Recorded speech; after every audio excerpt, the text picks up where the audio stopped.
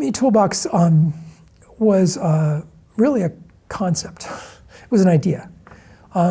What if we had this box of tools that was available to us and others that could be drawn upon to prompt how it is we might act in a particular circumstance to achieve an end that we desired? What would that box of tools look like? What would the capabilities that would be referenced? What skills would be associated with those capabilities? And how would we go about constructing that? Well, that same foundation that I mentioned, the Kansas Health Foundation, gave us a seed grant to basically develop the concept. This was in 1994, so almost 30 years ago. And we assembled a team, I think another great group. Vincent Francisco, whom you've already talked with, is part of that, was one of the core members of that team, a cultural anthropologist in our group, our center, Jerry Schultz, another partner in that team, remarkable, each in their own ways, and then a couple of community psychologists, Tom Wolfe, Bill Berkowitz. We met for 20 years by phone, working on this project. Funded, not funded, talking about how to get this moving forward, and then meeting with a community of partners who basically adopted this as being something that ought to occur. Including our partners as broadly as the World Health Organization regional office and office in Geneva. Think about the Community Toolbox as where behavioral community psychology meets the web. 1994. Vincent Francisco, who understood the web well before most of us did, had seen it coming, prepared for it, saw it as a way to create a free and open source set of tools for the world. And the structure for each of the learning modules there was what we learned in the 70s when we were doing behavioral community instruction.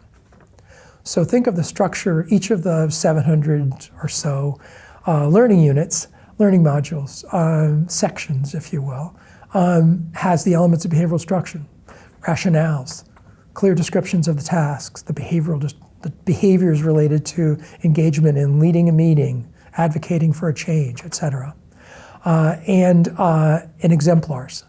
The idea was if we could provide examples of the application of that skill in different contexts, addressing different problems, we could promote generalization. So the elements of behavioral instruction known really to us and practiced, we did a lot of this work in the 70s, others before this, was basically the core of the Community Toolbox.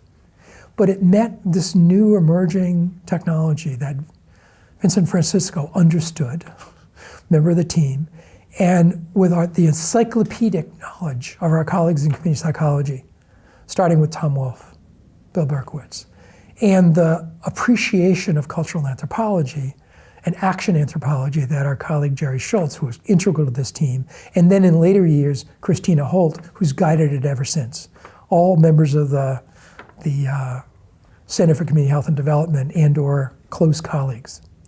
This allowed us time. We had 30 years. We've been at this for almost 30 years to build something that can grow and expand to the reach that it's had. Now, last year, reaching over approximately 6 million unique users in approximately 300 countries. Once we started removing language barriers by putting it all in Spanish, partially in Arabic, and some other languages to come, we could take down the barriers, if you would, for people using it from around the world.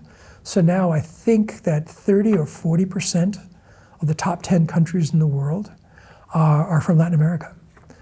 When you take down the barrier of language. Our aspiration is that this will appear in every UN language in its entirety. We're not there yet. We need to work to get it there.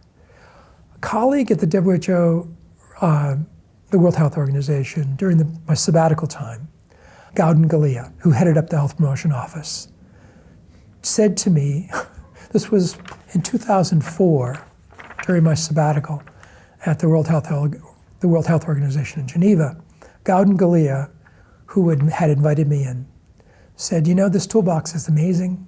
This is a great resource for the world. You've got to make it free and open source.